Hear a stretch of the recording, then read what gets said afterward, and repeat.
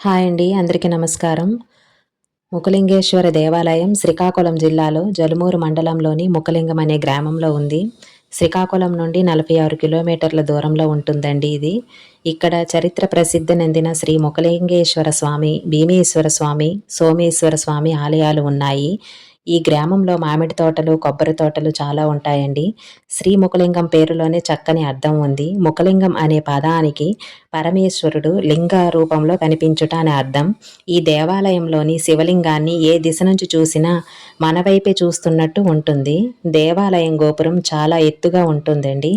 కాశీలో లింగం, గంగలో స్నానం, శ్రీశైలంలో శిబిరం, శ్రీముఖలింగంలో ముఖదర్శనం చేసుకుంటే మోక్షం సిద్ధిస్తుందని భక్తుల నమ్మకం. ఈ ఆలయానికి పక్కనే ఆంజనేయ స్వామి ఆలయం కూడా ఉంటుంది. భక్తులు శ్రీముఖలింగేశ్వరుని దర్శించుకున్న తర్వాత ఆంజనేయ స్వామిని దర్శించుకోవడం ఇక్కడ ఆనవాయితీ. ఈ ఆలయంలో గర్భాలయం కాక 8 వైపులా 8 లింగాలున్నాయి. ఇక్కడ అమ్మవారు వారాహీదేవి, సప్తమాతృకల్లో ఆమె ఒకరు. మిగిలిన వారు బ్రహ్మి, మహేశ్వరి, కౌమారి, వైష్ణవి, ఇంద్రాణి. వీరు పార్వతీదేవి అవతారాలు. ఇక్కడ శిల్పాలలో వరాహ అవతారం, వామన అవతారం, సూర్య విగ్రహం ఉండటం చాలా విశేషం.